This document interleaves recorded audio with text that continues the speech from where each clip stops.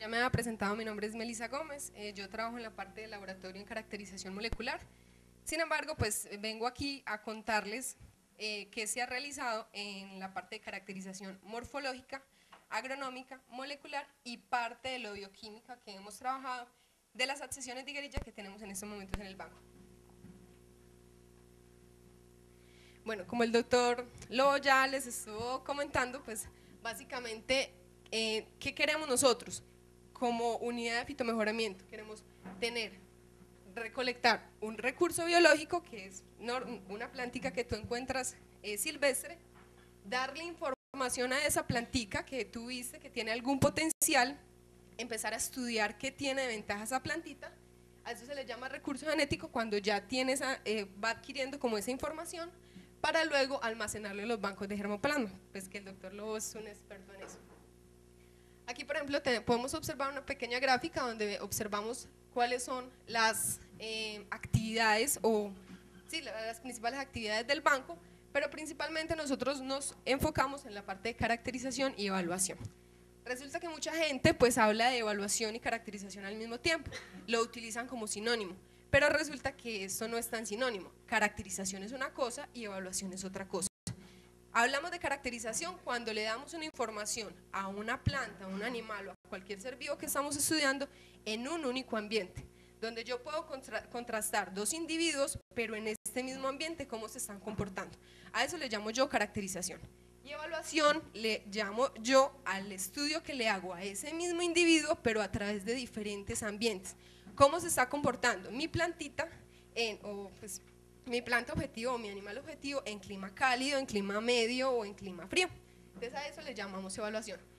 Básicamente yo, o la parte que me compete, pues trabajo básicamente en caracterización, o sea, el estudio de individuos en un único ambiente, ¿cierto? Entonces, dentro de la caracterización tenemos básicamente 4 divisiones, lo que es caracterización morfológica, agronómica, bioquímica y molecular. Ya el doctor Lobo les estuvo comentando más o menos de las caracterizaciones.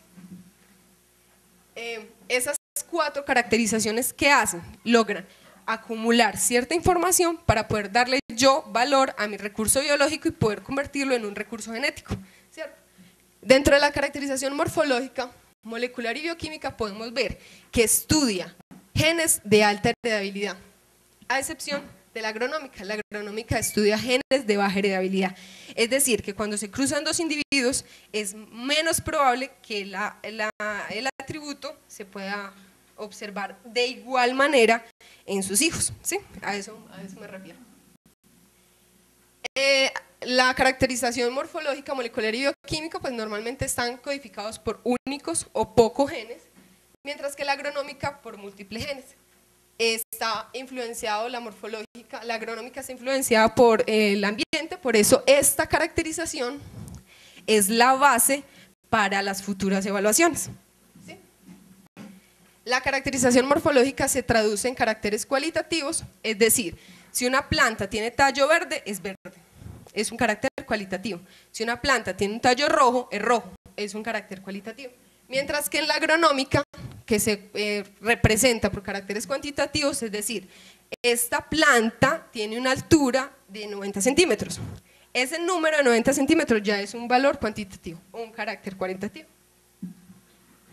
¿Qué buscan las 4 caracterizaciones? Busca encontrar diferencias entre los individuos. Ya el doctor Lobo les estuvo comentando, más o menos nosotros tenemos en el banco de germoplasma 426 adcesiones de higuerilla. Estas 4 caracterizaciones me permiten a mí diferenciar mis 426 adcesiones, o si las 426 no son tan diferentes como inicialmente entraban al banco. Eso es lo que me permite estas 4 caracterizaciones. Por ejemplo, dentro de la caracterización morfológica, pues lo que vamos a buscar o lo que pretendemos encontrar son diferencias fenotípicas, como diferencias en los colores del racimo, diferencias en la densidad de los frutos del racimo, diferencias en la presencia o ausencia de acúleos, que son las espinitas que tienen los frutos de higuerilla, o presencia o ausencia de cero. Entonces, como pueden ver, son caracteres cualitativos, o sea, le dan un valor no numérico, pero un valor, ¿cómo decirlo? Sí, un valor cualitativo, redunda. Aquí, por ejemplo, podemos ver diferencias en algunas de las semillas que tenemos. Hay más, pero aquí podemos observar una negra y aquí podemos observar una café clara con béticas cafés. Esto ya hace que este individuo sea diferente a este, ¿sí? Y eso es lo que queremos hacer con las caracterizaciones, poder acumular la mayor información posible para poder determinar qué accesiones son diferentes a qué accesiones. Aquí, por ejemplo, podemos observar los tallos. Aquí vemos un tallo rojo, rojo con cera, perdón, este es rosa, rojo con cera, rojo y verde con cera. Este tallo es muy representativo de nordestina y de energía, pues la presencia de cera. Mientras que, por ejemplo, la variedad Ver 06 pues es más o menos de este tipo, no tiene cera. Entonces eso es lo que queremos nosotros lograr con las caracterizaciones. Dentro de la caracterización molecular, pues lo que queremos determinar es cuánto varía molecularmente nuestras adhesiones de Iguerich. Entonces,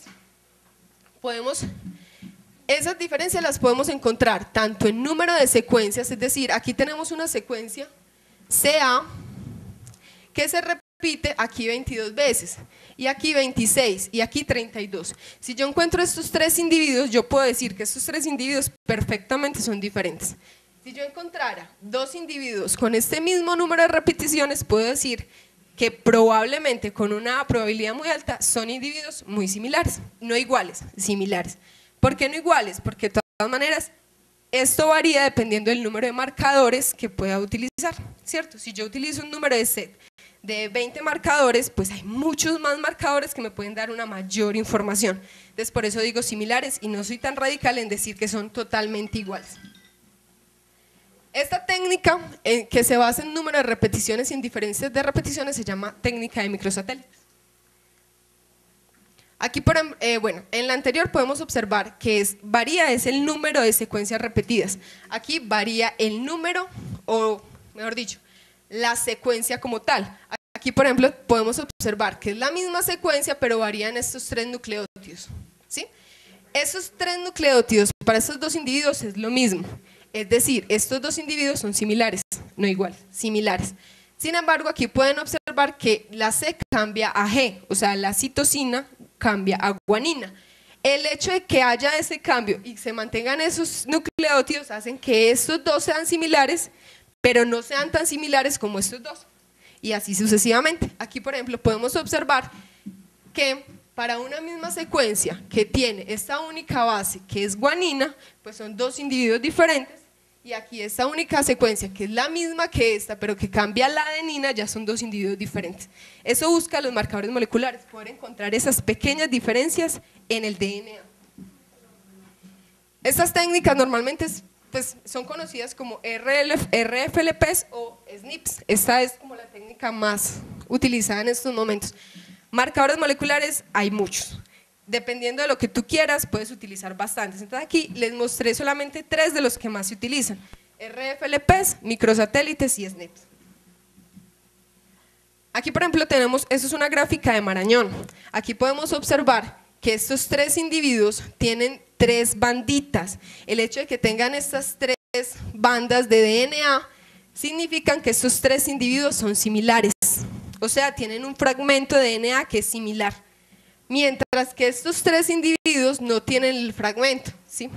Eso significa que estos 3 individuos son similares entre ellos, pero son diferentes a estos dos.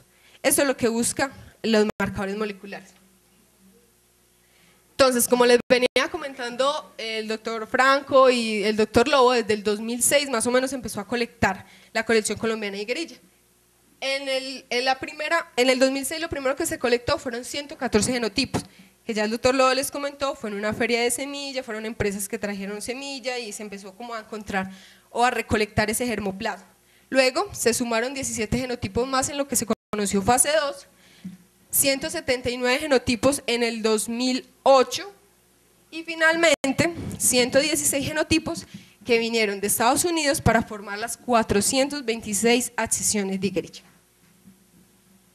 La caracterización morfológica, agronómica y molecular se realizó en el Centro de Investigación La Selva. La caracterización bioquímica se realizó en INCOR, Universidad de Antioquia, donde se caracterizó el aceite y se cuantificó el porcentaje de aceite por adcesión.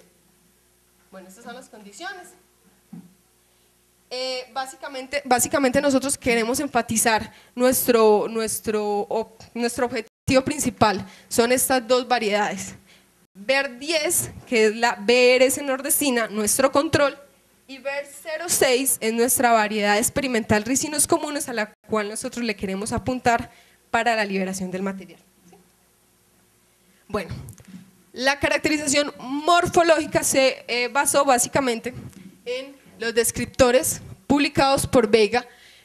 Básicamente estos descriptores lo que permite es tomar patrones y definir si mis adcesiones se ajustan o no a esos grados del descriptor, por decirlo así. En el 2007, Vélez caracterizó 90 adcesiones de higuerilla de la fase 1. Luego, en el 2009-2010, Ospina completó esa caracterización de 90 adcesiones a 126 adcesiones correspondiente a la fase 1 de la fase 2. La fase 3, pues en ese momento estaba en proceso como de terminar su ciclo, entonces no se logró caracterizar, y la fase pues 4 era muy nueva. ¿Qué hizo Ospina? Ospina logró evaluar todas esas adcesiones, 126 adcesiones, con 22 caracteres cualitativos y 20 caracteres cuantitativos, en total 42. Aquí podemos observar las variables que Vélez evaluó. Entonces aquí tenemos las cuantitativas como altura de tallo, diámetro de tallo, días a floración, número de frutos por racimo a primer racimo, tamaño de áculos del primer racimo. Todas estas características son basadas en el primer racimo. ¿Sí?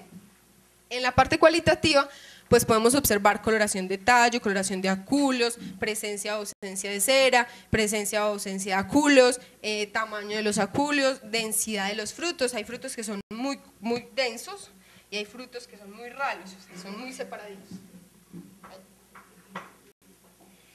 Luego ella logró formar una base de datos que luego lo vamos a mirar, donde juntó todo lo que son caracteres cualitativos y cuantitativos. Aquí ella logró tener un problema. ¿Por qué? Se tuvo un problema, ¿por qué? Porque normalmente los estadísticos o son para caracteres cuantitativos o son para caracteres cualitativos. Pero este coeficiente de similitud de Gobar nos solucionó ese problema. ¿Por qué? Porque este señor pudo hacer un estadístico que me juntara los dos análisis y poder analizar las dos características al mismo tiempo. ¿Sí? Bueno, aquí por ejemplo podemos observar que para la variedad BER06 y la variedad BER10 con características cualitativas